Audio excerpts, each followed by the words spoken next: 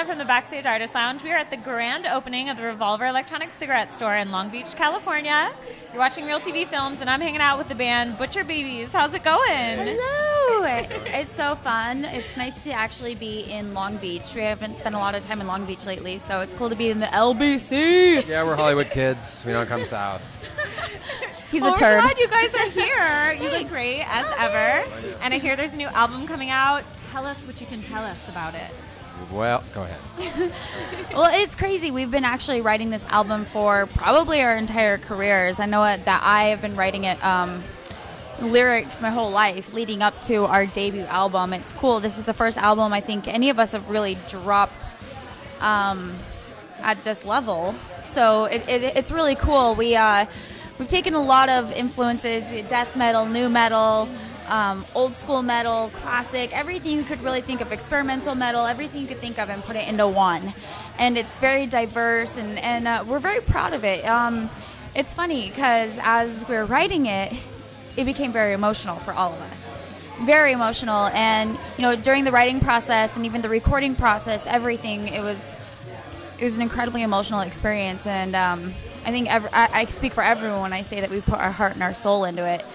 And, you know, you'll be able to see who we are as people, not just, you know, Butcher Babies, the band. We'll see who we are as, like, Heidi Shepherd, Henry Flury, Carla Harvey, Jason Klein, Chris Warner, who we are as people rather than just our band. Yeah, she's absolutely right. It's actually it's a collaboration of our old stuff and our new stuff, and you see the progression of how we developed as a band, and we really did put our heart and soul into this.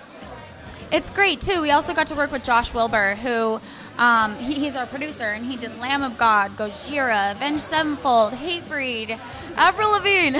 Yeah. I mean, He's a good producer. I mean, he did everybody, and so it's incredible to actually be able to work with someone at that caliber. He's cool. He pulled things out of us that I don't think any of us knew that we could do. The melodies, or, you know, we had a bunch of melodies, but he really, really helped build on our talent and really show everything that we are capable of doing. So this is Good like, producers here we do are. That. They can do that. Yeah. Wow. So we're It sounds pumped. like such an adventure. Yeah, I can't crazy. wait to I can't hear believe it's it. I can't believe it's almost out. I'm like dying. That's good. It's exciting to hear that there's so much of you and who you are, and I think your fans are going to be really excited about that and to see it live. Coming up, you're going to be performing some of the new music, right? On the Mayhem Tour? Absolutely, yes. On the Mayhem Festival, we've kind of started putting together our stage set, and pulling some of the songs from the album, in fact, most of the songs from the album onto the set, and it's cool. It's going to be really great to perform these songs. As I said before, they are really from the heart, and it's not just us getting up there talking about, ooh, boys, you know. It's from the heart of all of us, and Carla and I weren't the only ones to, you know, contribute lyrically. All the boys helped contribute with that, too, and so these songs mean a lot to everybody in the band, so it's going to be really neat to play live. And these songs are a real challenge for us to play. So we recorded them and spent a lot of time in the studio, you know, going over these parts individually. And when we got into the studio to rehearse them, we're like, wow, we really wrote some hard stuff. So we got to practice a lot for these shows. Good. No, we're excited. It's definitely been a real work experience, but we've all grown a lot. It so. shows on stage. I've seen you guys play. I was very impressed. Thank you. I definitely see all of those influences that you mentioned. It's very legit metal, true, like, through and through. So I'm so proud of you guys and what you're doing. Thank you. We're going to be on the Mayhem Festival with you in the Backstage Artist Lounge. We're going to bring all kinds of stuff. We're going to bring some Revolver Electronic Cigarettes, of course.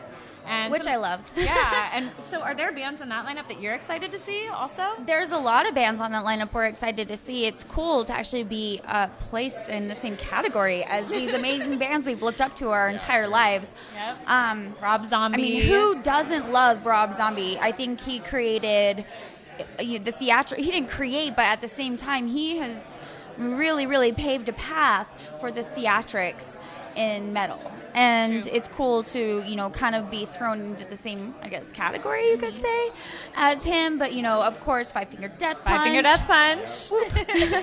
And then I'm excited for Amir. I love Amir. I've always loved their music, and they're a huge inspiration to me. Motionless in White. Mastodon, for sure. I'm way excited about Mastodon. Job for a Cowboy is on our stage right after us, which is incredible because Job for a Cowboy, what? Like, they're so talented, and it's incredible to be playing on the same stage. So what are you guys doing to get ready for the big Mayhem Festival? 2 months of touring on the road.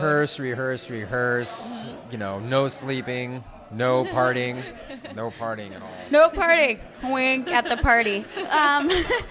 You know, it's really interesting because the Mayhem Festival has been something that we've all looked up to our entire careers. I think since it started, 5-6 years ago.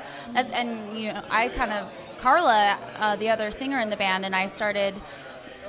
We worked together, you know, since it's been about 5 or 6 years now. Wow. So, you know, since that started, that was always kind of something that it was in the back of our minds, and even in the front of our minds, something we wanted to do. And it's been interesting because, you know, coming from where we started to here to actually being able to do that, it's like, how do you prepare for something that you've been dreaming of for so long besides go out there and be yourselves? And I think that that's what's really cool about the band Butcher Babies, you know, like all of us together, is that we are who we are, and that's you know, regardless of what people expect or anything. You know, we're going to go out there to the festival and just be us. We're not going to change anything about us except for, you know, just go out there and play the best show that we can. That's good. That's all we can ask for. You guys have a lot of heart. I hear everyone's reactions when they meet you. They can't believe how great you are as a person as well as a band. So what are some of the most surprising reactions that you've seen, like when fans come up and meet you after a show? I think it's just the range of people that come up to us. We expected a lot of dudes, and we've been getting just everyone.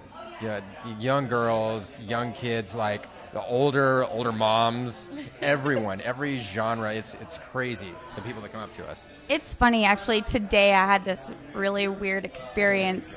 I was at a Jersey Mike's. I was getting a sub sandwich before we came down here, and I was in there ordering the sandwich, and some guy who was making my sandwich was making fun of my purse because my purse has a bunch of spikes on it. He's like, "Oh, all you punker kids, you guys, you know, fake scene kids, blah blah blah." And at first I was all, what? Why would he say this thing to me, right? He's just judging off of how I look. And then some girl who works there came out from the back. She's like, oh. She's like a high school kid. She's like, you're in the Butcher Babies. She's like, I almost didn't recognize you without your makeup. And I was like, you like me? I felt like a little kid. I felt like, you know, I was in high school too. Like, they like me. It was just the cutest thing, you know. And for us, it's always a pleasant experience to be recognized or to feel appreciated at any caliber, whether it be, you know, at the store or at our merch booth, and have people come up. We've had little girls come up and be like, oh my. And to me, that's more important than a dude thinking that we're hot, which is like, whatever, you know. But it's more important for me to speak to the younger girls and the younger generation, because that's what spoke to me when I was a young girl and helped shape me to be the woman that I am today. And it's cool. I want to be able to not touch, but, you know, I want to be able to touch their hearts like my heart was touched when I was younger. To move people. Absolutely. As music does. Exactly. Better than many other things.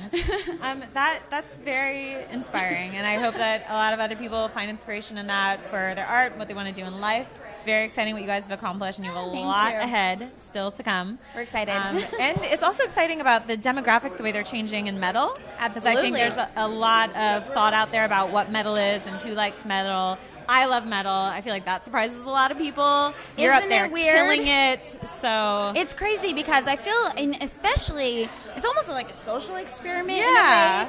Looking at it, you know, between you and I and Carla, we're just normal looking girls, no tattoos. Not like me. I'm super metal looking, as you can tell. Exactly. You know, doesn't be count. strolling down Rodeo Drive or something, and no one would ever guess that, like, the music that I love that you play. And I think that is the most beautiful thing about you guys. Absolutely, and it's great because, you know, it's taken what was kind of thrown out as a stereotype. You know, that's where metal kind of evolved. The metal lifestyle and everything was kind of taking a step back from all the general stereotypes and the general lifestyles of life and kind of being the outcast and the misfit.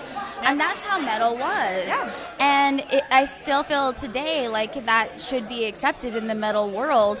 You don't have to look a certain type to like a kind of certain kind of music, right? Exactly. It's interesting. We were in Hot Topic shopping. We were shopping at Hot Topic. We were shopping around in Hot Topic, and there was a girl with a bunch of facial piercings and crazy color hair, and I like colors in my hair sometimes, like whatever. But you know, she was looking at me like, "You don't belong here." I'm like, "Oh man, you will have to learn, my friend." It's so true. Yeah. I think you sum it up perfectly, that you don't have to look a certain way to like a certain type of music. That's exactly it. Check out some metal. I love metal. Metal's great. Check out Mayhem Festival Tour this summer. We have some amazing metal bands in that lineup. We'll see you on tour. This is the Butcher Babies. Thank you guys so much. Thank you. And thank you, Revolver Electronic Cigarettes, for having us here today. RealTVfilms, thanks for watching. We'll see you on tour, Backstage. Pins and needles when I hear those footsteps down the hall. Can't make sense of all the red